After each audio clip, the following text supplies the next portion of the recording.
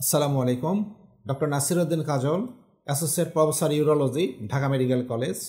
এখন আমি কথা বলবো প্রোস্টেট গ্রন্থি বড় হয়ে যাওয়া সম্পর্কে। সাধারণতভাবে যেটা আমরা বুঝি বা বলি বিনাইন ইনলার্জমেন্ট অফ প্রোস্টেট, অর্থাৎ অনেকে হয়তো শুনে থাকবে এই নামটা, যেটাকে বাংলায় বলা হবে যে প্রোস্টেট গ্রন্থি বয়সজনিত কারণে যখন সাধারণভাবে প্রসারণ লাভ করে, এটা বড় হলে কি হয়, প্রস্রাবের ডিস্টার্ব হয়, অর্থাৎ প্রস্রাব অনেক সময় বন্ধও হয়ে যায়। তাহলে এই রোগটা সম্পর্কে আমাদের জানাটা খুবই জরুরি, কারণ এই রোগটা হইলে পুরুষ মানুষের এটা হবে এবং বয়স্ক মানুষের এটা হলে তার প্রস্রাবের সমস্যা এবং তার প্রস্রাব যে কোনো সময় বন্ধ হয়ে যেতে পারে। সো এই রোগ সম্পর্কে জানাটা খুবই জরুরি। কি জানবো আমরা? এই রোগটা কি জিনিস, কেন হয়, এই রোগটা কোন বয়সে হবে, হলে সাধারণত কি কি উপসর্গ নিয়ে রোগীরা আমাদের কাছে আসে, এই রোগী আসলে আমরা কি শারীরিক পরীক্ষা করব, রোগীর আমরা কি পরীক্ষা নিরীক্ষা করব এবং তাকে চিকিৎসা প্রদান করব, যে চিকিৎসা প্রদান করলে রোগী ভালো থাকবে। সো এখন আমরা আসি, এটা কি ধরনের রোগ? এটা একটা রোগ যেটা প্রোস্টেট গ্রন্থি বয়সজনিত কারণে বড় হয়। পুরুষ মানুষের বয়সজনিত কারণে শরীরের হরমোনের তারতম্যের কারণে এই প্রোস্টেট গ্রন্থিটা বড় হয়। এটা পুরুষ মানুষের যে প্রস্রাবের নালী তার চতুর্পাশে এটা থাকে, এটা বড় হয়ে গেলে এই প্রস্রাবের নালীর উপরে চাপ দেয়, চাপ দিলে প্রস্রাবের রাস্তাটা ব্লক হয়ে যায়, যার জন্য প্রস্রাবের ডিস্টার্ব হবে এবং প্রস্রাব বন্ধ হয়ে যেতে পারে। এটা যে কোনো বয়সী হয়, সাধারণত 50-এর ঊর্ধ্বে যে কোনো বয়সী হয়ে থাকে, তবে বয়স যত বাড়তে থাকে এটা হওয়ার প্রবণতা তত বাড়তে থাকে। 50-এর নিচে হবে না তা না, সম্ভাবনা অনেক কম। কি কি উপসর্গ নিয়ে আসে? অনেকগুলো উপসর্গ থাকে। সাধারণত যেগুলো রোগী বলবে যে আমার প্রস্রাবটা ধীর গতিতে হয়, প্রস্রাব শুরু করলেই হয় না, অনেক সময় ধরে শুরু করতে পরে শুরু হয়, প্রস্রাব শুরু করলে বন্ধ হয় আবার শুরু হয়, প্রস্রাবটা চেপে চেপে বের করতে হয়, তার ফোর্সটা থাকে অল্প এবং প্রস্রাবটা খুব দূরে যায় না, অনেক সময় প্রস্রাব করার পরে তার ফোঁটায় ফোঁটায় প্রস্রাব পড়তে পারে, ঘন ঘন প্রস্রাব হতে পারে এবং প্রস্রাবের বেগ হলে অনেক সময় কিছু সময় দেরি করা যায় না, খুব দ্রুত তাকে ওয়াশরুমে যেতে হয়, না হলে হয়তো প্রস্রাব পড়ে যাবে, এরকম একটা ফিলিংস চলে আসে। সো এই সমস্ত সমস্যা যদি হয় তাহলে এইরকম একটা বয়স্ক মানুষের, তাহলে আমরা প্রথমে চিন্তা করি তার প্রোস্টেট গ্রন্থি হয়তো বয়সজনিত কারণে বড় হয়ে গেছে। এই সমস্যাগুলো বললে আমরা রোগীকে শারীরিক পরীক্ষা নিরীক্ষা করি, তার আমরা তলপেটটা আমরা পরীক্ষা করে দেখি তার মূত্রথলিতে প্রস্রাব জমে আছে কিনা, এবং তার আমরা মলদ্বারে অর্থাৎ রেকটামে আমরা আঙ্গুল দিয়ে পরীক্ষা করে দেখি তার প্রোস্টেট গ্রন্থি বড় হয়েছে কিনা। যদি এগুলো দেখে আমাদের মনে হয় তাহলে আমরা তাকে কিছু পরীক্ষা নিরীক্ষা করি, অর্থাৎ ল্যাবরেটরি কিছু টেস্ট করি। আমরা এর মধ্যে প্রস্রাব পরীক্ষা করি, রোগীকে ইউরোফ্লোমেট্রি নামে একটা পরীক্ষা আছে সেটা করি, আল্ট্রাসনোগ্রাম করে আমরা দেখি তার প্রোস্টেট গ্রন্থি কতটুকু বড় হয়েছে এবং তার প্রস্রাব সব ক্লিয়ার হয় কি না। রক্তের একটা পরীক্ষা আছে সিরাম পিএসএ, এই পরীক্ষাটা করে আমরা দেখি। এই কয়েকটা পরীক্ষা করলেই এবং সাথে যদি আমরা একটা এক্সরে করে ফেলি তাহলে মোটামুটি রোগটা সম্পর্কে অনেকটুকুই আমরা জেনে ফেলতে পারি।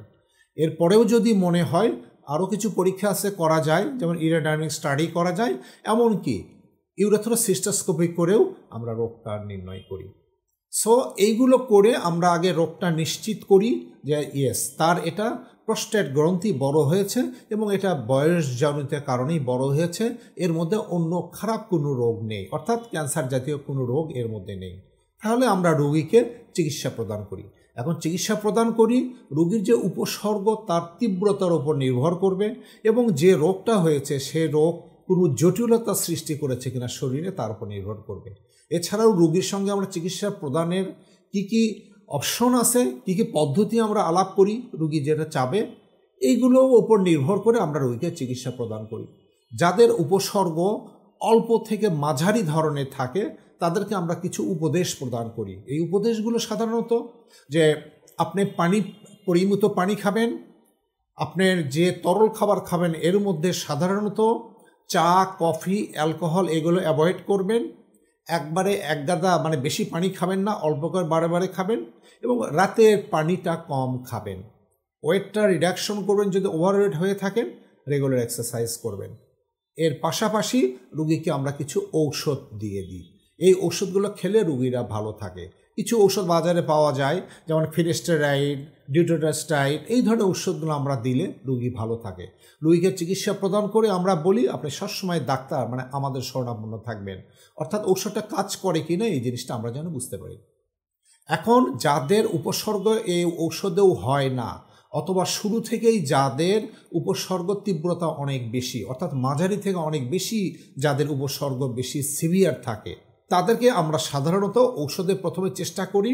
যদি ঔষধে না হয় তাহলে আমরা রোগীকে অপারেশনের জন্য উপদেশ দিই। এখনকার যুগে আমরা যে অপারেশন করি এই অপারেশনগুলো সাধারণত আমরা কেটে করি না, আমাদের মেশিন আছে, আমরা এন্ডোস্কোপ অর্থাৎ আমাদের মেশিন আছে, যে মেশিনটা আমরা প্রস্রাবের রাস্তা দিয়ে ওই মাংসটা আমরা কেটে কেটে রাস্তাটা ক্লিয়ার করে দিই।